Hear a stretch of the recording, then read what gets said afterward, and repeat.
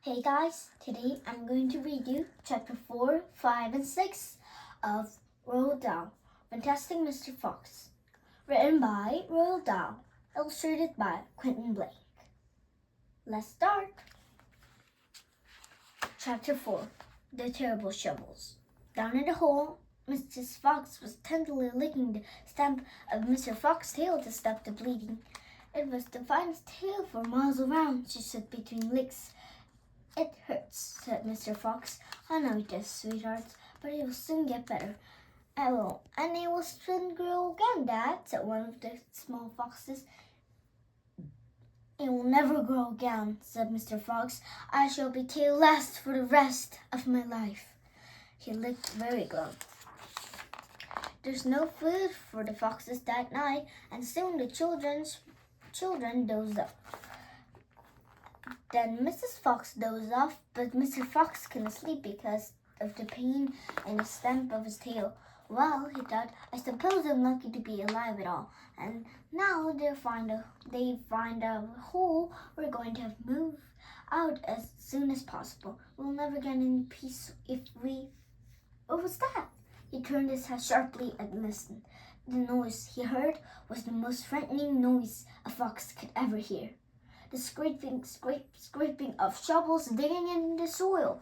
Wake up, she shouted. They're digging us out. Mrs. Fox was wide awake in 1 second. She sat up, quivering all over. Are you sure that is it? She whispered. I'm positive. Listen. They'll kill my children, cried Mrs. Fox. Never, said Mr. Fox. But darling, they will, sobbed Mrs. Fox. You know they will.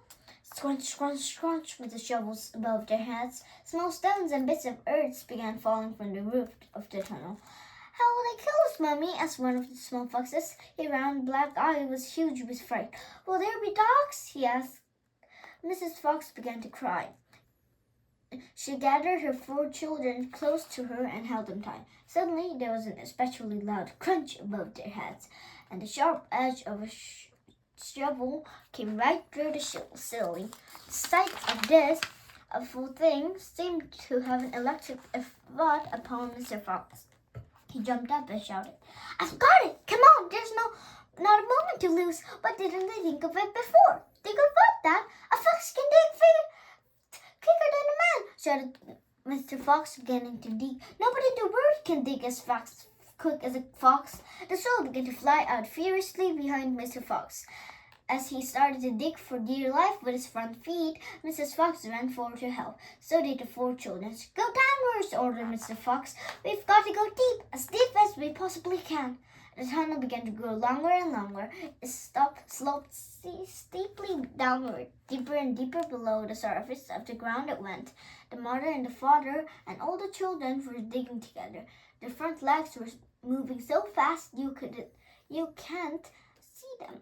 And gradually the scrunching and scraping of the shovel began fainter and fainter. After about an hour, Mr. Fox stopped digging. Hold it, he said. They all stopped. They turned and looked back up the long tunnel they had just dug. All was quiet. Phew, said Mr. Fox. I think we've done it. We'll never get as deep. They'll never get as deep as these. Well done, everyone. They all sat down, panting for breath, and Mrs. Fox said to her children, I should like you to know that if it wasn't for your father, we should all be dead by now. Your father is a fantastic fox. Mr. Fox looked at his wife and she smiled. He loved her more than ever when she said things like that. Chapter 5, The Terrible Tractors. As the sun rose the next morning, Bogus and Bugs and Beans were still digging. They dug a hole so deep you could put a house into it. But they had not come to the very end of the fox's tunnel. They were all very tired and cross. Damn blast, said Bogus. Whose rotten idea was this? Beans' idea, said Buns. Bogus and Buns both stared at Bean. Bean took another swing of cider and put the flask back into his pocket without offering it to the others. Listen, he said angrily. I want that fox. I'm going to get that fox. I'm not giving until I stroke him up over my front porch, that as a dumpling. We can get him by digging, that's for sure, said the fat bogus. I've enough of digging. Buns, the little pot-bellied dwarf, looked up at Bean and said, Have you got any more stupid ideas then? What? Said Bean. I can't hear you. Ben never took a bath. He never even washed. As a result, his ear holes were clogged with all kinds of muck and wax and bits of chewing gum and dead flies and stuff like that. It made him laugh. Speak louder, he said to Buns, and Buns shouted back, Got any more stupid ideas? Beans rubbed the back of his neck with a dirty finger. He had a bowl coming there and it itched. What we need on this job, he said, is machines, mechanical shovels. We'll have him out in 5 minutes with mechanical shovels. This was a pretty good idea, and the other two had to admit it. All right then, Bean said, taking charges. Bogus, you stay here and see the foxes don't escape. Buns and I'll go and fetch our machinery. If he tries to get out, shoot him quick. The long, thin Bean walked away. The tiny Buns trotted after him. The fat Bogus stayed here where he was with his gun pointing at the foxhole. Soon, 2 enormous centipede tractors with mechanical shovels on their front ends came clinking into the wood. Bean was driving one, Buns was in the other. The machines were both black. They're murderous, bristle-looking monsters. Here we go, Dan, shouted Bean. Death to the fox, shouted Buns. The machines went to work, beating huge mouthfuls of soil out in the hill. The big trees under which Mr. Fox had dug his hole in the first place was toppled like a mess chick.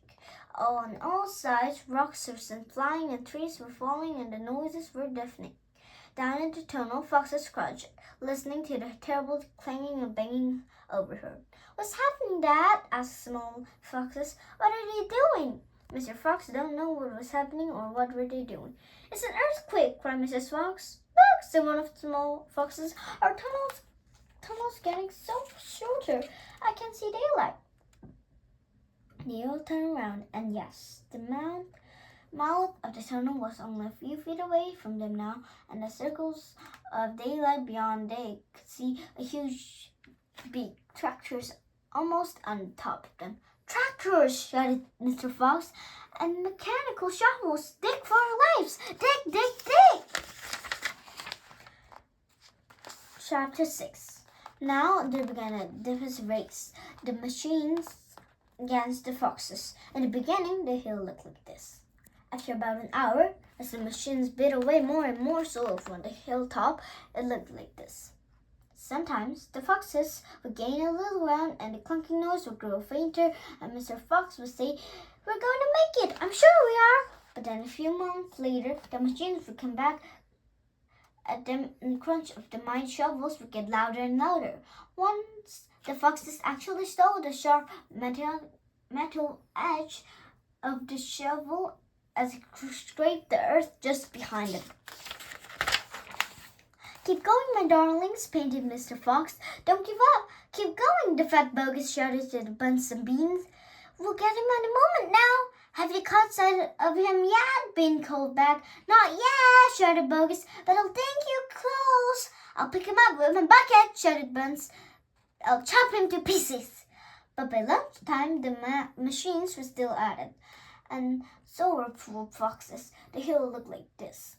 The farmers didn't stop for lunch. They're too keen to finish the job. Hey there, Mr. Fox, yelled Buns, leaning out of his tractor. We're coming to get you now. You've had your last chicken, yelled Bogus. You'll never come crawling around my farm again. All sorts of madness had taken hold of Tree Man. The tall, skinny Bean and dwarfish but pot-bellied Buns were driving their machines like maniacs, racing the motors and making the shovels dig at terrific fixed speed. The fat bogus was hopping about like a divis, shouting, "Faster, faster!" But by 5 o'clock in the afternoon, this what had happened to the heel. The whole machine's head that was like a creator of a volcano. This was just an extraordinary sight that crowds of people come rushing out from the surrounding village to have a look. They stood on the edge of the crater stared down at Bogus and Benson. "Hey there, Bogus, what's going on? We're after a fox! You must be mad." The people jeered and laughed, but this only made the 3 farmers more furious and more obstinate and more demanding than ever not to give up until they had caught the fox. Okay, this is for today, and be sure to tune in next week for chapter 10, chapter 7, 8, and 9. Goodbye!